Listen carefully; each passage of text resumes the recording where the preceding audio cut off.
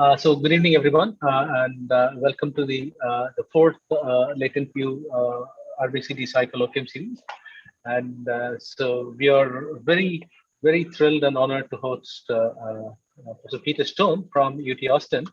And I can read a little bit of Peter's standard bio, which all of you already seen.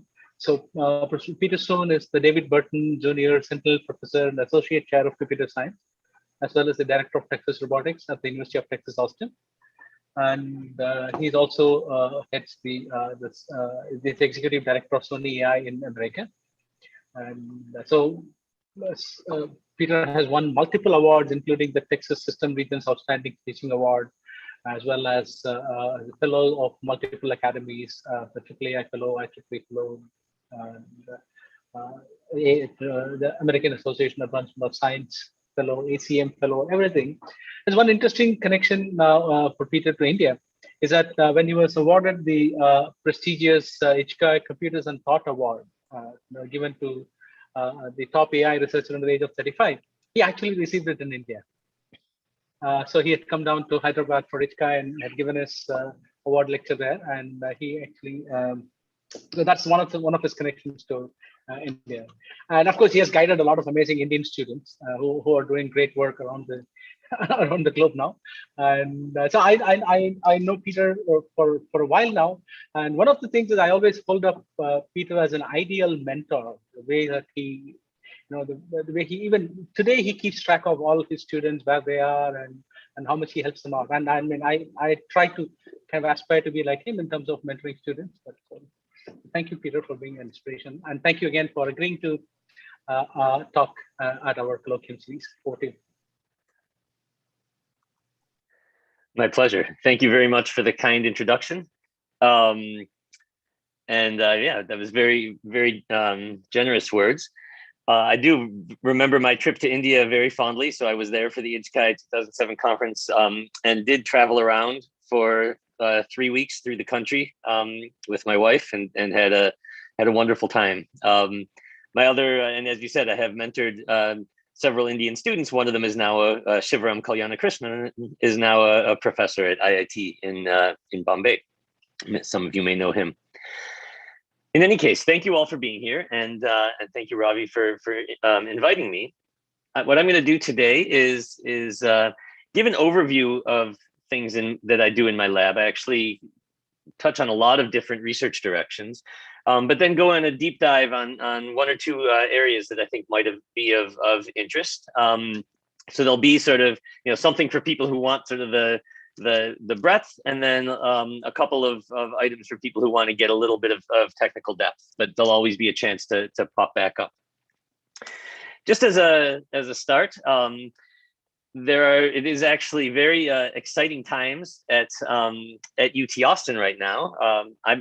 I'm not there physically with you in India. I hope I will be someday. I also hope some of you will get a chance to come and visit us here at UT. We just founded a new machine learning laboratory that was prompted by the awarding of a very prestigious new National Science Foundation Institute for the Foundations of Machine Learning. Adam Clivens is the director of that. And then I direct a new center on Texas Robotics, where we had a ribbon cutting on a beautiful new space last October. This is before we moved the robots into it. This is actually 2 old gymnasiums that they've opened up for robots to roam around. And we've now filled it with some fantastic colleagues in research. There's now many core robotics faculty across several departments. When I first got to UT Austin, I was the 3rd roboticist. We now have 16 fantastic faculty in core robotics, people who publish at ICRA, IROS, and RSS. So as I said, I do a lot of different things in my lab. The question that ties them all together is, to what degree can autonomous intelligent agents learn in the presence of teammates and or adversaries in real-time dynamic domains? And so within artificial intelligence, we publish in a number of different areas: in autonomous agents, multi-agent systems, robotics, which will feature heavily in this talk, and also in machine learning, and especially reinforcement learning. Along with Ravi, the two of us have both been working on reinforcement learning for much longer than it's been a popular research topic. but now it's really it's come into its own, and I'll talk a little bit about some of our contributions there and the kinds of things we're thinking. In my lab, we do both sort of what I call bottom-up research, where we start from foundational problems and contribute new algorithms, and more top-down applications-driven research. And it's difficult to give you a sense of all of the sort of foundational algorithms we work on, but I can very quickly give you a sense of the application domains that inspire us. One is robot soccer, and so this is a clip from a RoboCup robot soccer competition from several years ago, where the robots were fully autonomous. They have to sense, decide, and act without a person in the loop. I'm now the president of the RoboCup Federation, the International RoboCup Federation. I'll say a little bit more about that shortly, but this is another video from the finals, actually, of a competition several years ago that my team ended up winning. My robots were the ones with their hands behind their back. These are the SoftBank Now robots, where both teams have the same hardware. So it's about who can program the robots to see the ball, to walk more effectively, which will come up much more in this talk in a second, and to do teamwork. Here you see our robot going in on a breakaway in one of the competitions. This one we ended up beating a team from the University of Bremen in Germany. This has been a perennial powerhouse in the competition, but we won this game 4-2 and went on to win the competition. I'll say a little bit more about robot soccer shortly. Another motivating domain for me is what I call general purpose service robots. This project called the Building Wide Intelligence. In this project, we try to have robots like this one in the top upper left corner, just wandering around the building and interacting with people. This particular research video is about some grounded language learning that I did with a colleague, Professor Ray Mooney, one of his students, Jesse Thomason, and my postdoc, Shuqi Zhang, who's now a faculty at Binghamton, SUNY Binghamton. The robot needed to, over a week-long experiment, people were able to type to the robot in natural language, whatever they wanted to say, things like, deliver coffee to this person, or go take me to Peter's office. And if the robot didn't understand, it would ask questions until it understood what the first sentence meant. And then it would use that as a training example to improve its understanding of the way people use syntax and semantics and language. And at the end of a week became much more effective at understanding people's commands. But this is just one project in this overall goal of having these robots be always on. You don't have to ask me for a demo. If you come to my lab, this robot is usually wandering the hallways, interacting with people. And then also the last application domain that that has driven, sort of been a driving factor for my research, so to speak, is autonomous driving. We did have a car in the DARPA Urban Challenge in 2007, the one shown here in the bottom left. I'm not going to show a video of that. You've all seen autonomous cars driving at this point, but we do also still think about what will the roads look like when all the cars on the road are autonomous, or maybe most of them. This is a video that my student Kurt Dressner created back in 2004. So a long time ago. And what's going on is the cars that are in yellow don't have a reservation yet, but the ones that are in white have called ahead to get a reservation in space-time through the intersection. And they're able to pass through with a guarantee of no collision with the other cars once they have that reservation.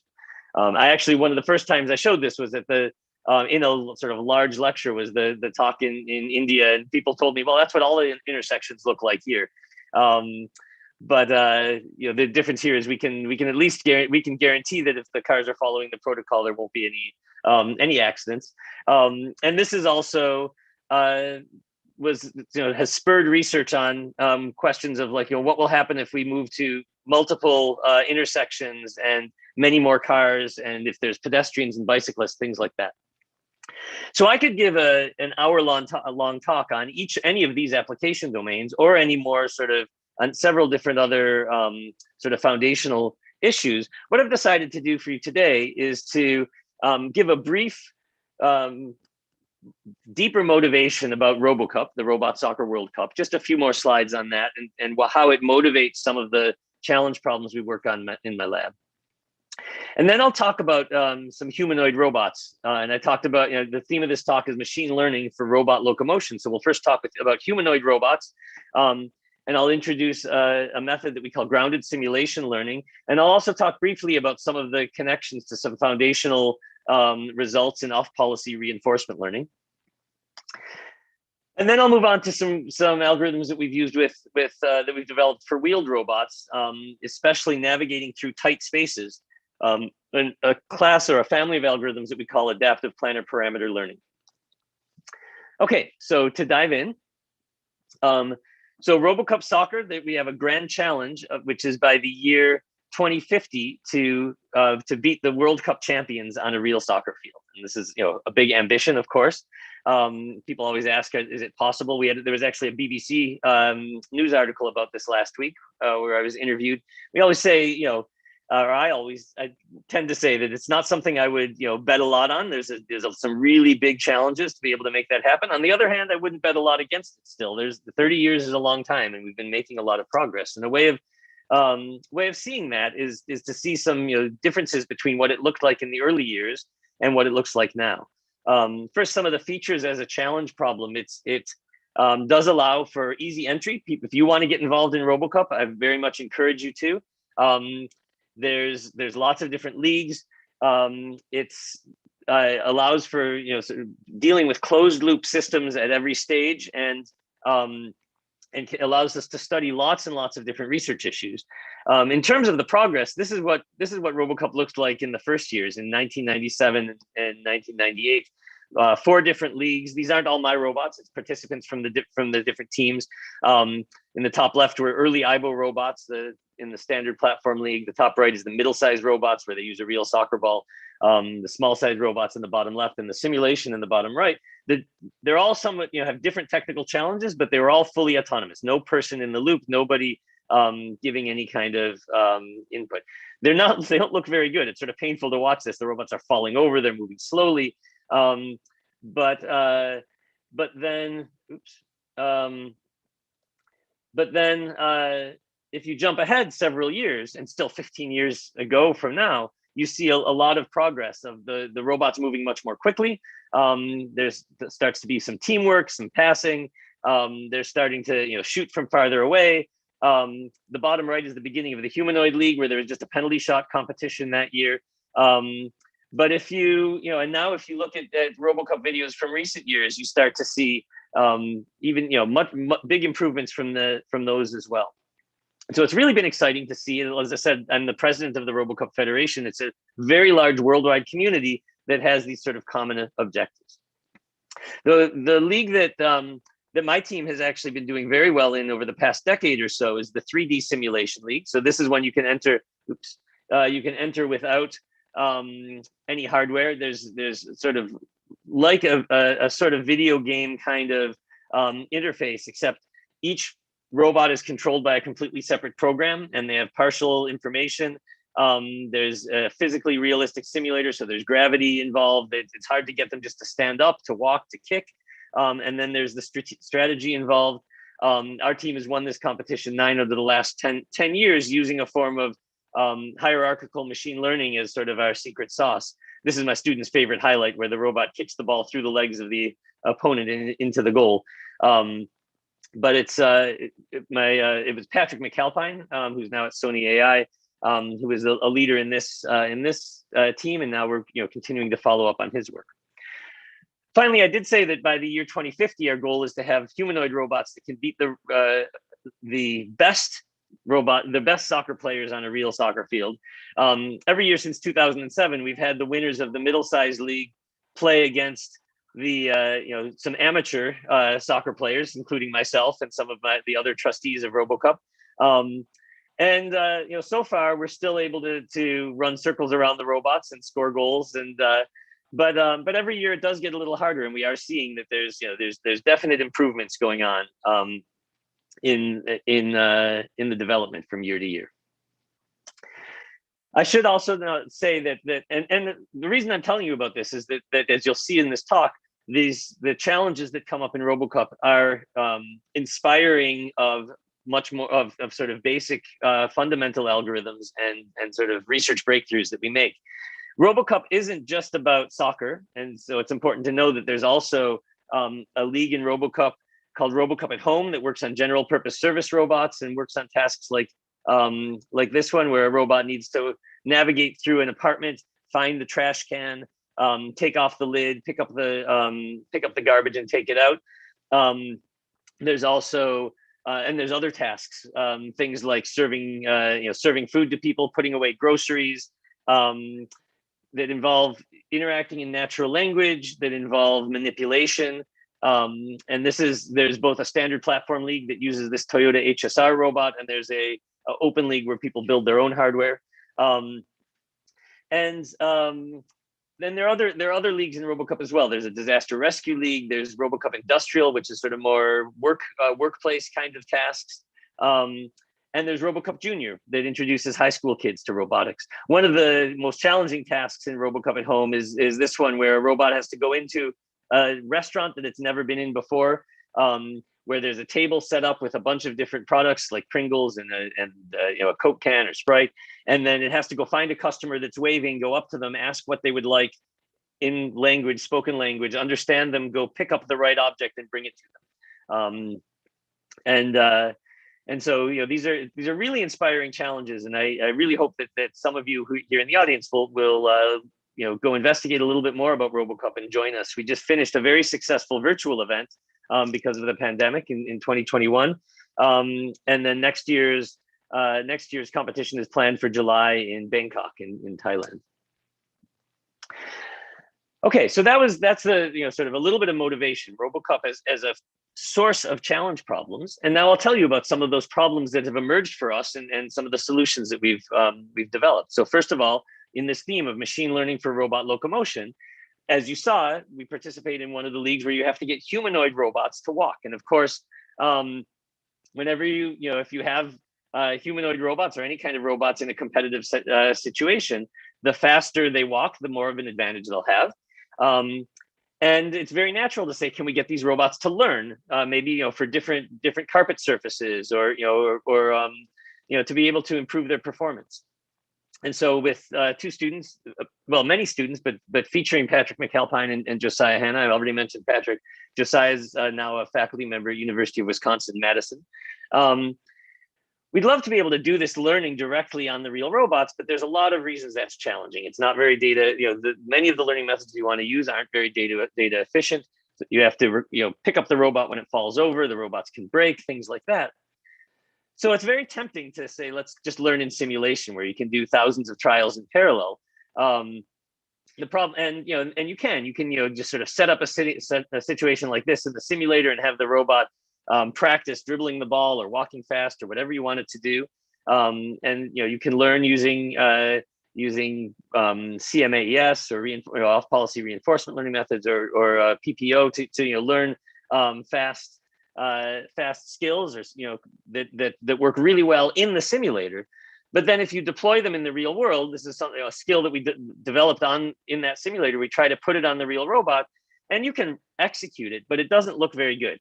The robot falls over because inevitably there's differences between the simulator and the real world. So this motivates, I think, one of the most important current open research directions in machine learning and robotics, which is called sim to real, which is how can we take methods that are efficient or effective when learned in a simulator, or when using a simulator to do the learning, and get the results to work in the real world.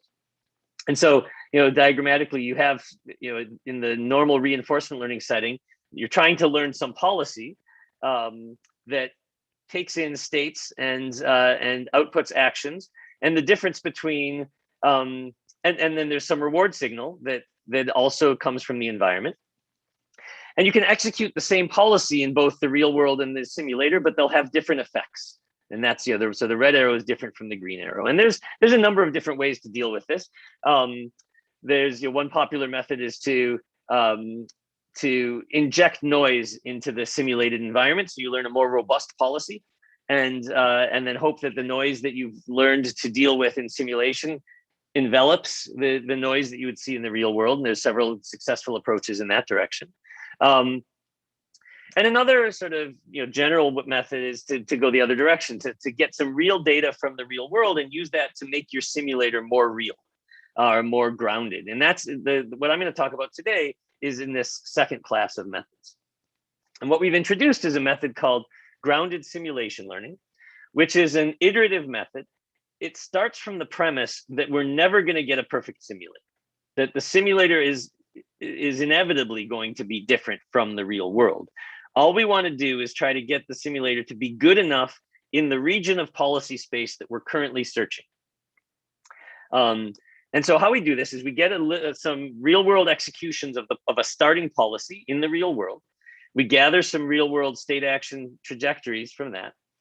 Then we use that to, for the most important step here called grounding the simulator, which I'll explain over the next few slides. This is where we make the simulator more like the real world. Then we take the grounded simulator, improve our policy using standard learning methods in the simulator, take that improved policy, and then repeat the loop. And what that means is that we're now going, we're going to change the simulator again to be better, more closer to being accurate for our new policy. It might now be less accurate for the old policy, but we'll sort of keep doing this iteratively. And so I said the important step here is the simulator grounding. So how does simulator grounding work? What does it mean?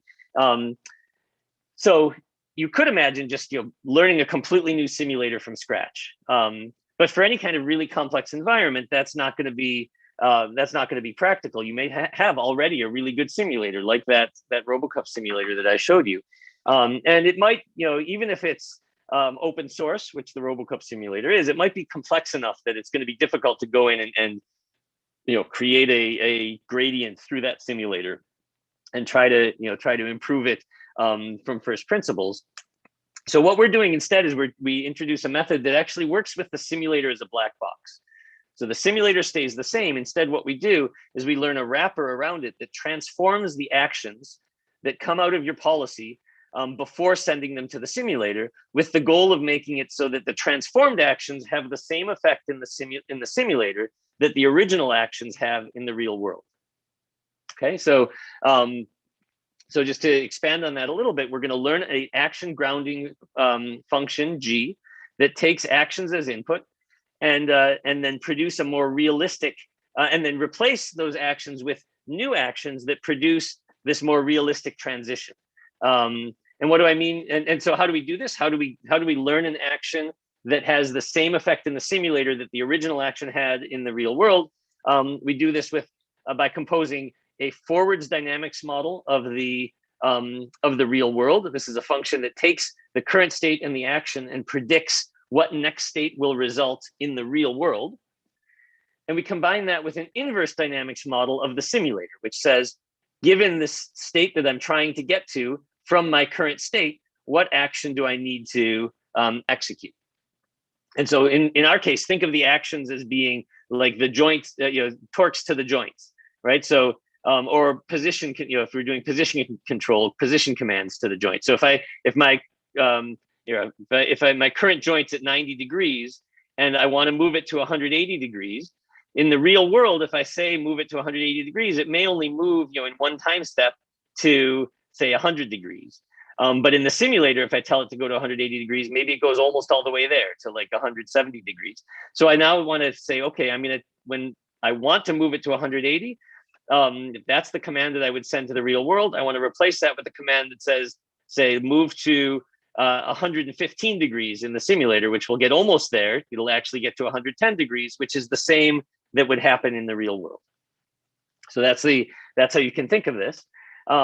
So then we learn this grounding function. We then put it, connect it, wrap it around the simulator, and then do learning within the simulator. The two components here that are important to learn are the forward dynamics model of the real world and the inverse dynamics model of the simulator. We can train those using a deep neural network, as is the fashion these days, based on a relatively small number of real world trajectories, because they all have lots of time steps. This is robot control, so 10 to 30 times a second you're controlling the motors, and so even in a 30-second trajectory, you get lots of different time steps. And we can take state actions and predicted next states as the labels for the forwards dynamics model, state and predicted next state, and this and the action that gets them that does that transition in the simulator for the inverse dynamics model, and train them together. So this is the method that we introduced. We were able to then evaluate it on sort of 3 different settings. We took the RoboCup simulator that I've shown you, the one here on the right, transferring it to the real now robots. We also have another sort of intermediate simulator, the gazebo simulator, and we can transfer from gazebo to the real robots, or to get lots of data, for validation purposes, we can transfer from simulation to the other simulation, pretending the new other simulation is the real world, but they still have different dynamics. So we applied this grounded action transformation to learning these fast bipedal walks. We started with what was the fastest walk on these robots, generated by some colleagues at the University of New South Wales, and then we used a policy search algorithm, CMAES, to learn the walk in the simulation, and this is what happened. So the initial policy, like I said, this was the fastest known stable walk on the robot at the time. This was not developed by us; it was developed by the UNSW folks, and it goes about 19.3 centimeters per second. And then we went through an iteration of grounded simulation learning, and after the first iteration, got to this policy, which you'll see is sort of noticeably more squat to the ground, moving the legs a little faster. It's going 26.3 centimeters per second. We then took data from that walk, regrounded the simulator, and did a second iteration, and ended up with this walk, which was at the time the fastest known stable walk on the robots, going 28 centimeters per second. And so that's the sort of the summary of the method, grounded simulation learning. The main result is it improved the walk speed of the now by over 40% compared to state-of-the-art walk engines, and it's the fastest known stable walk on the now. And so this again was inspired by this problem in RoboCup of just generating a fast walk on the robots. But now over the past year or so, a couple of years, we've been extending this to other robotics tests and platforms to ask, when does grounding actions work? When does it not? And also, what are some connections to off-policy evaluation and safe learning and reinforcement learning? And so I'm actually going to take a little detour now and give a little bit of without getting going too deeply into it, some hints of this connections to off-policy evaluation and reinforcement learning. So a little bit of math and technical details there, but then I'll pop back up and show some more videos and extensions of this grounded simulation learning. So especially for those of you interested in reinforcement learning, Josiah Hanna's thesis, PhD thesis, started from this grounded simulation learning, but that included a lot of research motivated by it on off-policy evaluation. And so how is this connected to grounded simulation learning? The idea is that we're trying to learn a policy that works in the real world, even though the real world is different from the simulator. And so there's a sort of a mismatch between where we're learning and where we're executing. And that's the same case for off-policy reinforcement learning, where you want to try to learn about one policy based on data from executing another policy. And so the general setup is that there's some policy pi, you're trying to learn the value of that policy. What is the value? It's the expected sum of rewards where over trajectories, H, where the trajectories are drawn from by executing this policy pi in the environment. And so the policy evaluation problem is given some target policy pi, and only data generated from a behavior policy pi b, you want to estimate the value of pi. So an example I often give is if you've driven to work along hundreds of different routes, but now you want to take a new route to work from your home. You've never driven it before, but you want to estimate how long it'll take based on how long the other your experience you have from driving the other routes.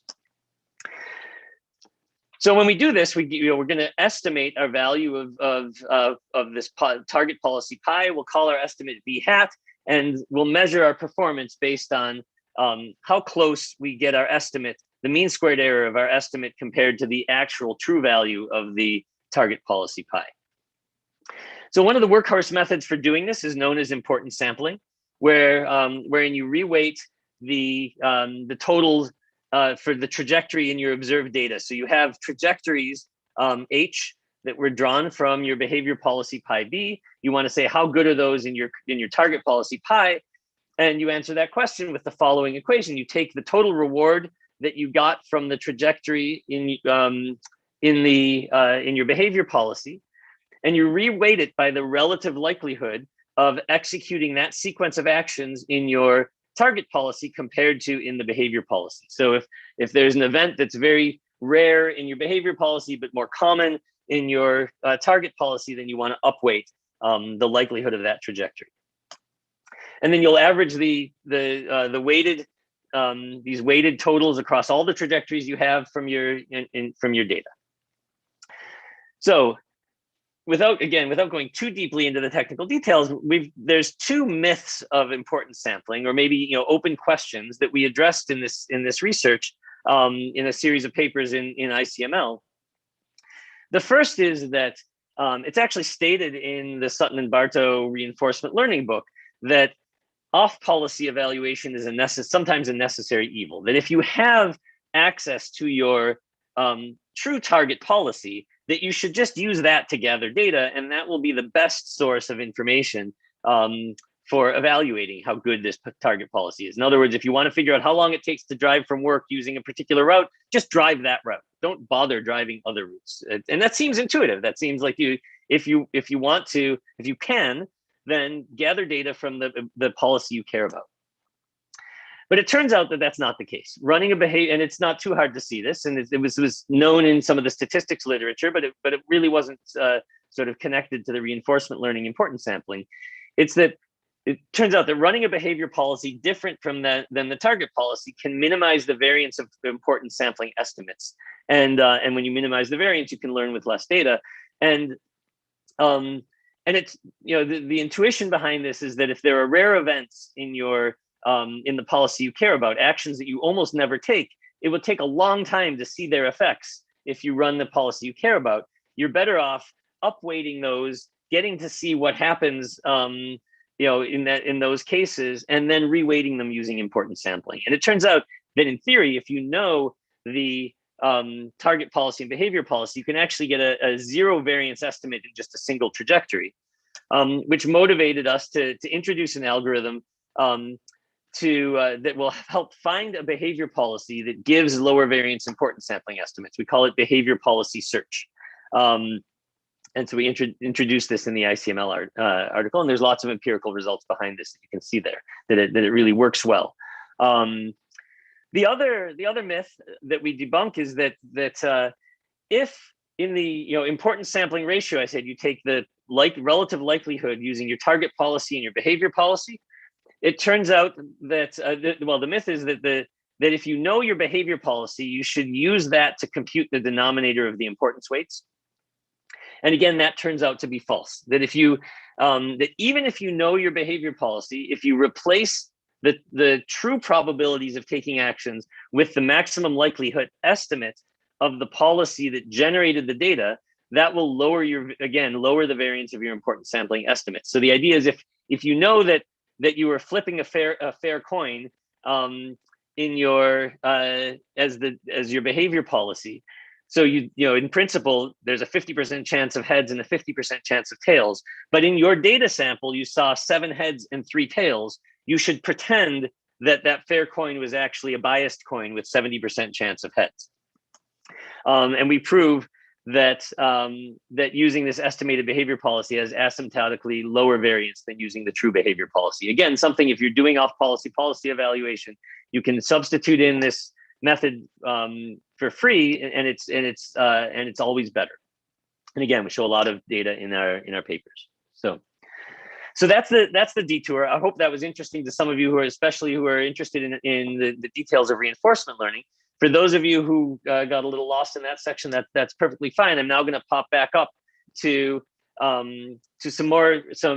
very briefly, some recent extensions to this grounded simulation learning, things that are 2 papers that appeared in last year's IROS, right? This year's IROS is going on right now. But in last year's IROS, along with Haresh Karnan, Sid Desai, Josiah Hanna, and Garrett Warnell, we answered two questions about grounded simulation learning. First of all, well, I'll show the video that, again, we replicated the, made sure the results that I showed you previously are weren't a fluke. That we have the robot below that's using the grounded policy, and the one above that's using the original policy, and still using that as a starting point as our baseline for these experiments. And then we looked at the method that I just already explained to you, that basically learns this forwards dynamics model and the inverse dynamics model and composes them. That's essentially trying to make every single action match the effects in the real world. But really what we care about is that the trajectories in the simulation match the trajectories in the real world. And so we sort of reframed this problem in this research as being is learning an action transformer end to end, not by composing the forwards dynamics model and the inverse dynamics model.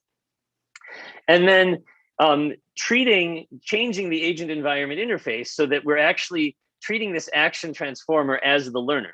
And the goal is for it to learn a function that changes an action to a transformed action that leads to trajectories that are the same in the simulated environment as in the real world. And so this becomes a delayed reward kind of problem. And so now it's a reinforcement learning problem itself, where we still have a forwards model and we use that to generate the reward signal or the loss function for our action transformer, compared to what trajectories we actually see when we use this.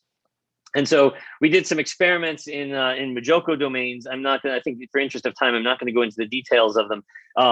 We basically, we showed that if we use this RGAT, reinforced GAT, as opposed to our original GAT, if we make the simulated and the real world and the simulator exactly the same, you would expect to learn an action transformation function that's the identity. And RGAT allows us to actually do that, whereas GAT has a lot more noise in it. And there's some analysis in our paper about this. And we also showed that if we make the pendulum in these Majoko domains either twice as heavy or twice as light, we get exactly the kind of transformed actions that you would expect to be able to reach the replicate the performance in the real world that we see in the simulator. The other extension was that we looked at transformation to stochastic domains, motivated by this problem where there's unmodeled effects such as bumps in the ground. Here we put foam underneath the carpet that the robot's not able to model, and show that it's that can cause big problems for the robot. And we realized that this is partly because of the way we framed the original grounded action transformation function. It assumed that every action creates a deterministic transition. But in practice, actions could give probabilistic transitions. So if we extend our method to be able to actually learn action transformation functions that are stochastic, that allow for probabilistic transitions of actions, we can get a more robust policy. And in fact, we show that repeating the grounding steps that I showed before, if we use the stochastic version of our algorithm, it doesn't fall. It's able to learn a little bit. It ends up a little bit slower than the original one on flat ground, but instead of falling 6 out of 10 times and then 10 out of 10 times in its trials, it rarely falls. And you can sort of see that here, where on the left we're using the stochastic version of the algorithm, and on the right we're using the original version of the algorithm.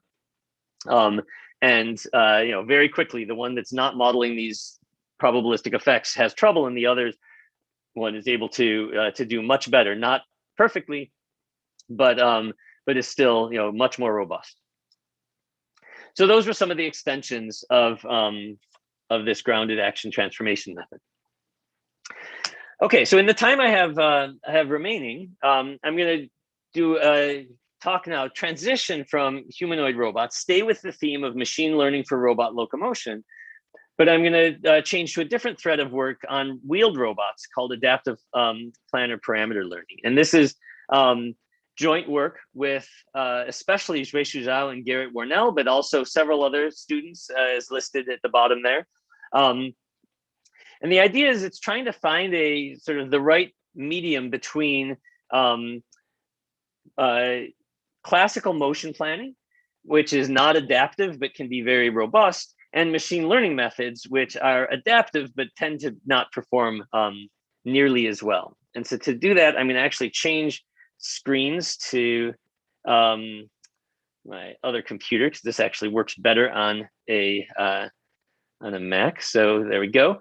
So the motivation of Adaptive Planner Parameter Learning is that we're deploying an autonomous navigation system in some new environment. And that's, if you've ever tried to do this, it's not as straightforward as it might seem. But people can really do this effortlessly, even non-experts. And so here's Bo Liu, who's a PhD student in my lab, remote controlling a jackal robot, and he can do this without any trouble at all. There's a sort of an obstacle course here, a minefield that it has to go through without touching anything. And he's using, just walking behind the robot, using a game controller. He can steer it through these, this tight corridor. He can steer it away from the obstacles. There's no problems at all with him being able to navigate the robot. So the question is, can we get more robust performance out of existing navigation systems using limited human interaction and learning? So so a typical classical motion planner will have that comes, for instance, with the robot operating system, or ROS, move-based navigation stack, that takes a lot of inputs. It's a very complex function, has a lot of parameters, and it'll take it as input the map, the sensors, the odometry. It'll output the actions, and we'd like to be able to not replace the entire classical planner, because it has a lot of properties like guaranteed obstacle avoidance and some and robustness and things, but we want to try to figure out how to again wrap that as a black box and learn parameters that will make it work as effectively as possible for the current environment that we're in. And so APPL, which is Adaptive Planner Parameter Learning from Demonstrations, it uses behavior cloning to tune a navigation stack. So think of this function G as taking in as being your classical motion planner that's parameterized by a set of parameters theta. It takes in sensor data, it outputs a motor command. It's much more complicated than, it's the complicated thing I showed you on the previous slide. And the question is, what parameters theta do we want to set? And these parameters tend to be things like, what's the maximum velocity in the x direction, and the min, and the angular velocity, and there's a whole bunch here that you probably don't, can't even tell what they are. Inflation radius of, how big do we pretend, how much do we pretend the obstacles are bigger than they actually are, things like that. And so we want to try to, rather than manually tune these parameters, which is very time consuming and requires expert input, we want to use behavior cloning to learn these parameters from a demonstration using supervised learning.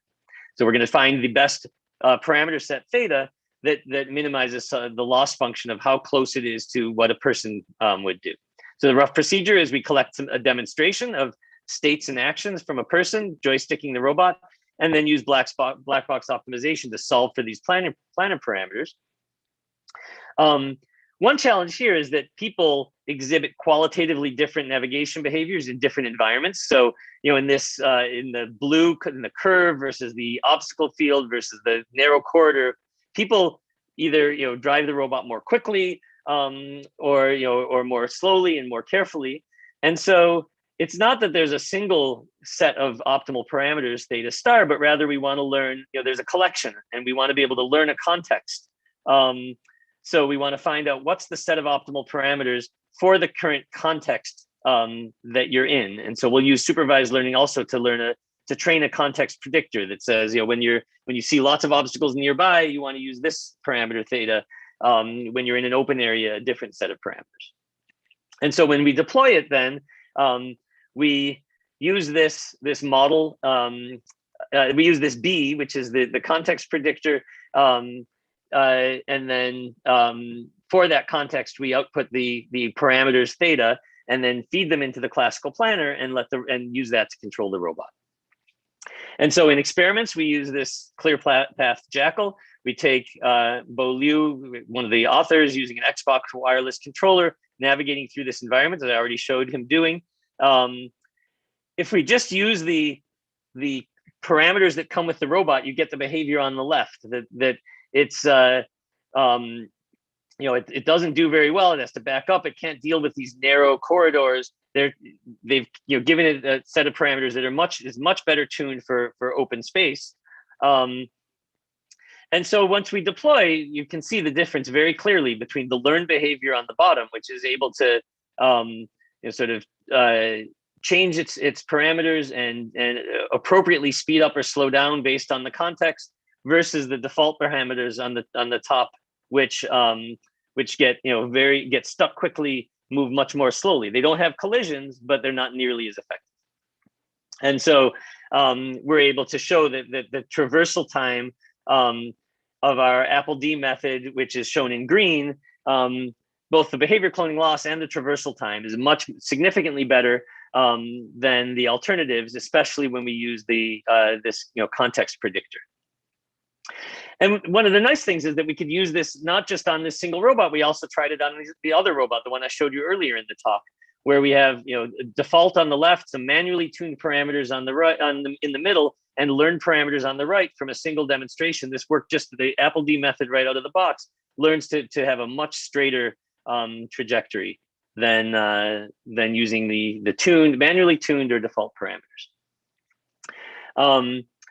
So the idea here is that that was learning from demonstration. We've now generalized this adaptive planner parameter learning method in a series of papers at ICRA and IROS, where to show that we can use not just demonstrations by a person, but also interventions, where a person is watching the robot, but only intervenes when the robot does something wrong. Maybe if it makes a mistake, these are red interventions, or if it just it goes a little too slowly, these are the yellow interventions. But the person leaves the robot alone. Otherwise, we show that can be an effective interaction modality. We also try evaluative feedback, where a person only has to give either effectively a thumbs up or a thumbs down. Basically, qualitative. The person doesn't ever control the robot, but just gives this feedback of good job or bad job. That's APPL-E. And then we can also use this with a pure reinforcement learning method, where we have to gather data in the simulation in this case, but where we are not learning an end-to-end policy like a behavior controller from scratch, but rather learning the parameters that go into the classical planner and on a sequential step-by-step basis. And we call this APPL-R, Adaptive Planner Parameter Learning from Reinforcement. And for that, we introduced a open source data set for these tight navigation problems, where there's environments that range in difficulty from almost wide open to very cluttered. We have 300 different environments that were generated automatically, and we show that the robot's able to learn to navigate through these.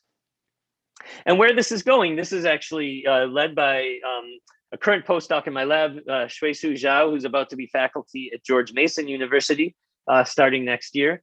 And the idea is that now we can take all of these methods, the APPL from demonstrations, from interventions, from evaluative feedback, and from reinforcement, and integrate them into a single learning system in the field. And this is sort of more of the vision than this is still ongoing work.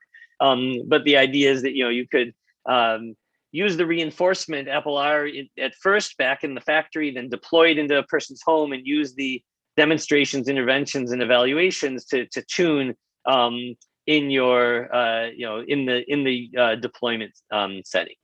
And so this is more conceptual. I'm not going to spend any time on this. So but we're trying to get this working with not just the Jackal robot, with other robots as well. And like I've said, we've had good success with that.